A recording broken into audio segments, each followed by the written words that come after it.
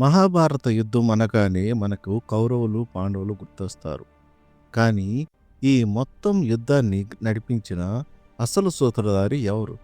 అందరూ శకుని అని చెప్తారు. దుర్యోధనుడికి అత్యంత ఇష్టమైన మేనమామగా మనం అతన్ని చూస్తాం. కానీ మీకు తెలుసా? శకుని కౌరవుల మేరు కోరి వారి పక్షాన ఉండలేదు.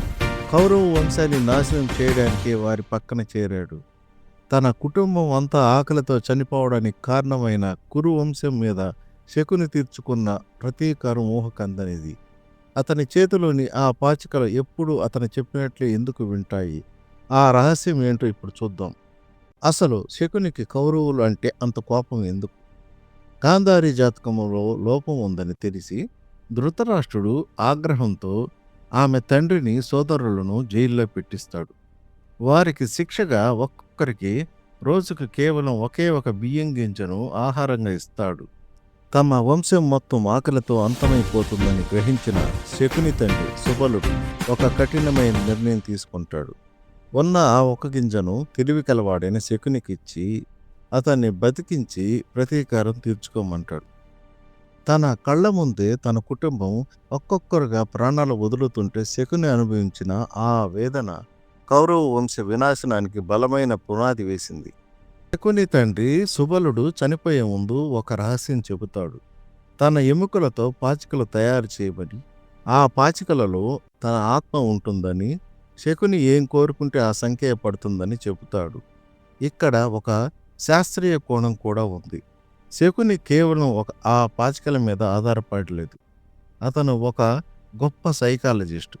ఎదుటి వ్యక్తి మనసును చదివి వారి బలహీనతలతో ఆడుకోవడంలో శకుని సిద్ధహస్తుడు. ఆ పాచికలే ధర్మరాజును జూతంలో ఓడించి పాండవులను అడవుల పాలు చేసి కురుక్షేత్ర యుద్ధానికి అసలు కారణమయ్యాయి.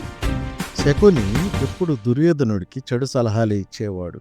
పాండవుల మీద ద్వేషాన్ని పెంచడం ద్వారా కౌరవులను నాశనం చేయడమే అతని అసలు వ్యూహం.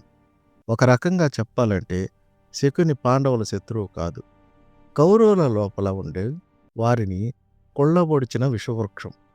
దుర్యోధనుడిని రెచ్చగొట్టి సంధికి అవకాశం లేకుండా చేసి మొత్తం కౌరవ వంశాన్ని కురుక్షేత్ర రణభూమికి చేర్చడంలో శకుని విజయం సాధించాడు. అతను మేనమామ ముసుగులో ఉన్న ఒక ప్రతీకార అగ్ని. కురుక్షేత్ర యుద్ధం చివరలో సహదేవుడి చేతిలో శకుని హతమయ్యాడు.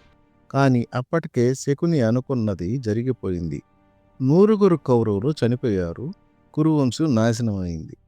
తన కుటుంబం అనుభవించిన ఆకలి బాధను, అవమానాన్ని హస్తినాపురానికి రక్తపాతం రూపంలో రుచి చూపించాడు. శకుని ఒక దుష్టుడా, లేక తన కుటుంబం కోసం పోరాడిన ఒక ప్రతీకార యోధుడా? ఈ విషయంలో మీ అభిప్రాయం ఏంటో తప్పకుండా కామెంట్ చేయండి. మిత్రులారా, శకుని ప్రతీకారం వెనుక ఉన్న ఈ రహస్యం గురించి మీ బంధుమిత్రులకు కూడా షేర్ చేయండి. ఇలాంటి మరిన్ని ఆసక్తికరమైన నిజాల కోసం ఎంజేపీ ధర్మజ్ఞానం ఛానల్ను ఇప్పుడే సబ్స్క్రైబ్ చేసుకోండి. ధర్మం వైపు నిలబడదాం, సత్యాన్ని అన్వేషిద్దాం. నమస్తే మిత్రులారా.